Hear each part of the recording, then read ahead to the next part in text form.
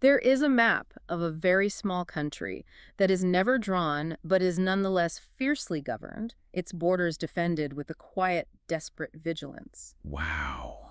Just hearing that read aloud, it really sets a tone, doesn't it? It's PG Sebastian on control and relationships. Powerful stuff. Welcome back, everyone, to the deep dive. This is it. We've reached the end of our four-part fear project. We started way back with the fig leaf in the digital age, that fear of being truly seen. Right. Then we navigated the ghost fleet of abandonment. Remember the Mary Celeste? Very haunting. And just last time, we looked at the cartography of the guarded heart. And today, we pull it all together. We're looking at the actual architecture of control, the blueprint for what PG Sebastian calls the tiny kingdom of the kitchen table. And as always, our goal here at the Deep Dive, as part of the Steps to Forever ecosystem, is to connect these big ideas to real life. We want to give you credible guidance for building that forever relationship. Yeah, it's about bridging that gap between, the insight and the actual application, giving you that emotional and intellectual roadmap you need. Exactly. Interrogating these tough concepts so you can use them. Because, as we always say. Because forever should be built with clarity. Okay, so let's dive into this kingdom. PG says the territory isn't land, it's the space between two people. And the currency. Intimacy and trust. But ruling this kingdom is what he calls the nervous sovereign. And crucially, they're not ruling from strength. Their throne is basically built out of anxiety. Right, and the kingdom, the relationship itself, is constantly seen as being under attack. But here's the key. The threats are imagined. Now, PG insists the motive here isn't malice. He calls it a profound and corrosive terror. A genuine belief that letting go means total collapse, total ruin. So control feels like survival. Which is, well, it's heartbreaking, really. The very person they need for safety, their partner, becomes this proximate and unpredictable foreign power in their mind. Okay, but hold on. If the actions are controlling, if they are destructive, if they isolate the partner, how is that not malice in effect? Isn't profound terror just a way to excuse really damaging behavior? That's such a vital point to wrestle with. I think PG distinguishes between the intent, which is rooted in fear and desperate self-protection, and the impact, which can absolutely feel like cruelty. Understanding the source, that terror, is key to maybe addressing the root cause, not just yelling about the bad behavior. Okay, I see the distinction. It's about understanding the why behind the what. So this sovereign is always on edge. PG calls it relational vertigo. Yeah, relational vertigo. It's like their mental world equates surrender with annihilation. Any sign of independence or disagreement feels like the ground crumbling beneath them. So a small thing like forgetting to take the trash out. Exactly. Or being 10 minutes late. It doesn't register as just, a minor slip-up. For the sovereign experiencing that vertigo, it feels like the beginning of the end. Catastrophic thinking takes over immediately. It's a sign the whole system is failing. And to stop that imagined catastrophe, manipulation becomes, just policy. Precisely. It's framed as a necessary instrument of policy. Maybe not shouting matches all the time, but think subtler things.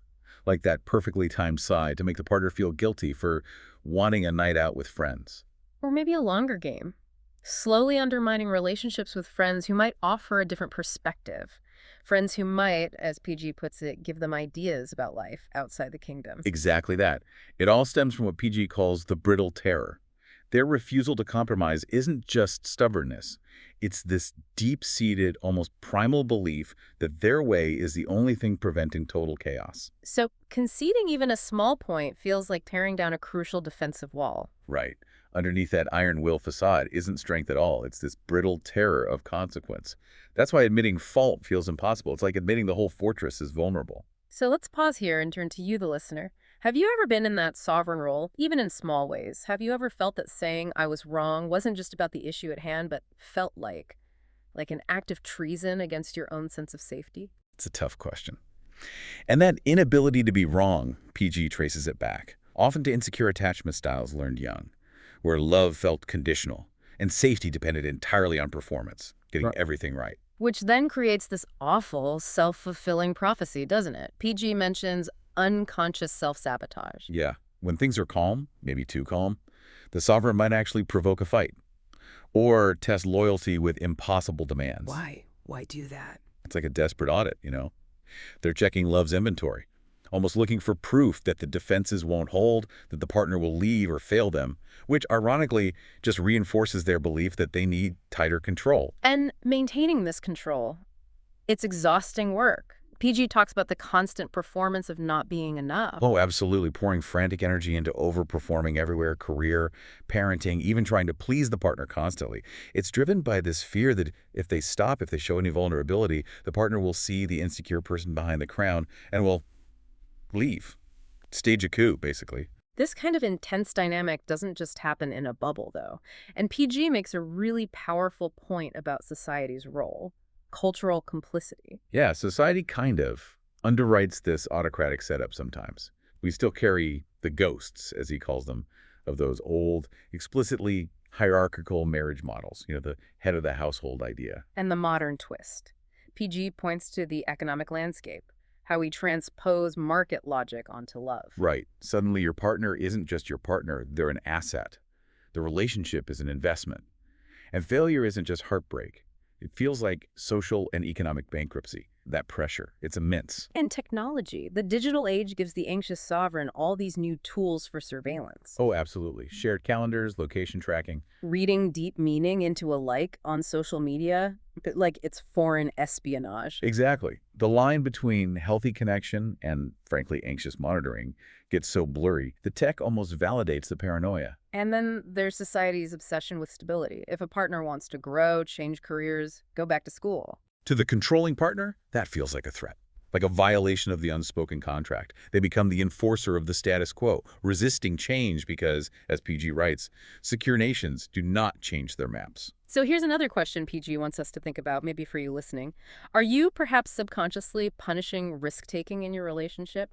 Punishing your partner's growth because society's trained you to believe that stability, unchanging stability, is the only form of security? It's a deep question. Because the cost of maintaining this illusion of control, it's enormous. It's an invisible tax. For the sovereign, PG calls it the control tax. All that time, all that mental energy spent monitoring, worrying, strategizing. They become like the CFO of a failing state, Yeah. right? Pouring every resource into defense and surveillance, while the actual infrastructure of the relationship, the joy, the spontaneity, just being present, crumbles away. And for the person being controlled, the cost is maybe even higher. It's the opportunity cost of a life half-lived. That slow, devastating erosion of self.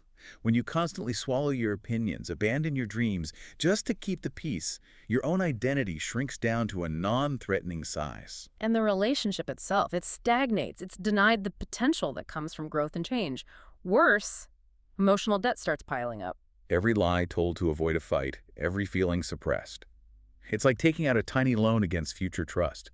And that debt, it compounds with the silent interest of resentment. It leads towards inevitable emotional bankruptcy. So the collapse. It comes eventually, doesn't it? The reckoning. Maybe it's an external crisis, a job loss, an illness, something the sovereign can't control, shattering the illusion of omnipotence. Or, and this is perhaps more common, the controlled partner simply reaches their limit, their border of self-respect, as PG puts it. They realize that compliance didn't buy peace, it just bought emptiness, and they leave. The uprising is almost inevitable. And the truly tragic part. Even then, the deposed sovereign often refuses accountability. They frame the collapse as betrayal. They might literally say, you see, the moment I let my guard down, they fled. They can't see. They weren't protecting a kingdom. They were holding a hostage. Which leads to this terrifying loneliness, the final realization that the throne they guarded so fiercely, it was always just a chair in an empty room. Wow. Yeah, that image. An empty chair. It really lands. It highlights the profound courage needed to actually dismantle this fear-driven system. It requires abdication, doesn't it? Giving up the throne of control and choosing to build on trust instead. And the first step, PG suggests, is for the fearful partner to turn that incredible intelligence they use for monitoring outward and turn it inward. Trace the fear of chaos back to its roots. Often this needs professional help, a therapist.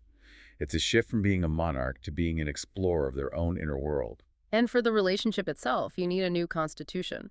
PG offers some pragmatic ideas, like regular, scheduled State of the Union meetings. Right, a safe space. Not ambushes, but agreed upon times to talk about fears and grievances without triggering defenses immediately. And also adopting principles of nonviolent communication, or at least the core idea of it. Exactly. Moving away from blaming language like you always or you never, and instead using I statements. I feel scared when plans change suddenly, not you're so unreliable. It shifts the dynamic from a battle for control to a joint effort for shared security. Ultimately, PG says we have to redefine what success looks like in a relationship. It's not the sovereign's goal of static, unchanging harmony. No. Real success is a dynamic, resilient system, one that's capable of rupture and repair. It's about choosing to walk beside your partner, not ruling over them as a subject, but joining them as a fellow sovereign in a lasting and powerful alliance of equals. Choosing democracy over autocracy in the realm of love. That's it, exactly. So this deep dive, exploring PG Sebastian's tiny kingdom of the kitchen table, wraps up our 4-part fear project. And remember, this is all part of the steps to forever mission, taking these complex, powerful insights and making them accessible, practical tools for you as you build towards forever in your own love life. Please, seriously, we are literally begging you, go back and listen to or watch all 4 parts of this fear project. They build on each other. They're all on our YouTube channel. And even better, read PG Sebastian's original articles. You can find them on his Substack blog. Just search for pgsebastian.substack.com or on his counseling site blog at pgsebastian.com/blog. Yeah, please do. And while you're there, like, subscribe, share this. Help us get these insights out to more people who really need them. Your support makes a huge difference. And we've got something really exciting coming up. Starting this weekend, we're launching a brand new, crucial 5-part series. It's called Counting the Cost.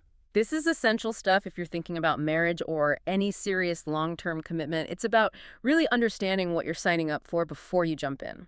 We're going to break down 5 key areas, showing that marriage isn't just one big decision. It's this complex, simultaneous integration of different life aspects. The themes are: First, foundational readiness and lifestyle trade-offs. second, emotional labor and psychological exposure; Third, relational integration and household life. fourth, cultural, religious, and communication alignment. And finally, number 5, family dynamics and emotional inheritance. These 5 areas really show the nuance, right? Lifestyle, emotion, home life, culture, family history, it all weaves together. So make sure you join us next time for the start of Counting the Cost, because forever should be built with clarity.